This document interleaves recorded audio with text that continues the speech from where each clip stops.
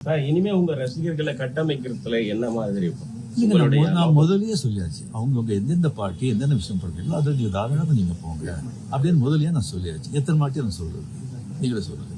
Act பண்றாங்களே சொன்னா அரசியல் வேற, ஆக்ட் பண்றது வேற. ஆக்டிங் ஆக்ட் பண்ணலாம் நீங்க வரலாம், அப்படியே அதை பாதிச்ச கூட ஒரு பண்டிதர் பாதிப்பான். அரசியல் பெரிய ரெஸ்பான்சிபிலிட்டி. கோடி கோடி மக்கள் அவ்வளவு ஈஸி இல்லை. இப்ப நேற்று கமல் சார் சந்திச்சு 6 கோரிக்கை விட்டுருக்காரு திரையுலகத்தை பத்தி. நீங்க சிஎம் சந்திச்சு திரையுலக பத்தின கோரிக்கைகள் ஏதாவது முன்வைக்கிறதுக்கு ஐடியா இருக்கா? இல்லைங்க, இப்போ சினிமா இண்டஸ்ட்ரியிலேருந்து நடிகர் சினிமா போயாச்சு, ப்ரொடியூசர் கவுன்சில் பார்க்க போறாங்க, கமலும் போயாச்சு. மறுபடியும் சும்மா சம்பிரதாயமான போய் பார்க்கறதுக்கு எனக்கு பிடிக்காது. விஜய் அவர்களுக்கு உங்களுடைய அறிவுரை ஆலோசனை இப்போ ஒண்ணு, மக்கள் நம்ம ஒரு 2 வருஷம் அவரை விட்டுருணும்.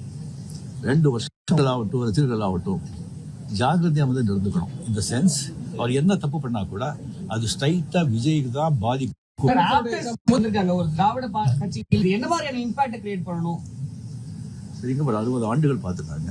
ஒரு மாற்றம் தேவை. அந்த மாற்றத்துக்கு கரெக்டா விஜய் வந்தாங்க. அது வரும்போது கம்ப்ளீட்டா சினிமா புகழ் 100% சினிமா புகழ் அவ்வளோ ஒரு கை கொடுத்தது. இளைஞர்கள், லேடிஸ் அண்ட் சோசியல் மீடியா அது நல்ல ஒர்க் ஆகிடும். ஓகே, ஏற்கனவே முதலமைச்சருடைய பதவியேற்பு விழால நீங்க சிறப்பு விருந்தினராக கலந்துருக்கீங்க.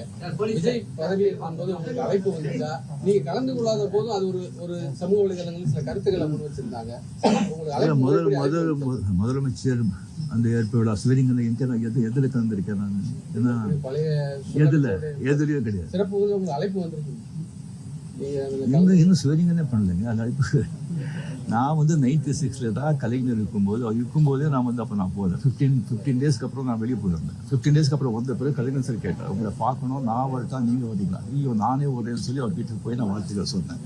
அப்படி நேரடியாக மக்கள் மாற்றம் வேணும்ன்றதை இந்த தேர்தல் மூலியமா உணர்த்திருக்காங்க. 2001 நீங்க தேர்தல் கட்சி வச்சிருந்தா வெற்றி பெற்றுக்கலாம் என்ற ஒரு சொல்லப்படுகிறது. அது தவறு விட்டுமோன்னு நினைக்கிறீங்களா? இல்லை, 100% வெற்றி பெற்றுப்பாங்க, அதில் டவுட்டே கிடையாது.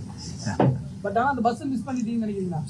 வேற क्वेश्चन சார். இந்தியா லெவல்ல இருக்கக்கூடிய பிஜேபி தமிழ்நாட்டுல ஒரு சீட் வருது, என்ன காரணம் சார்? நாளைக்கு தான் நான் சொல்றேன். Okay, thank you.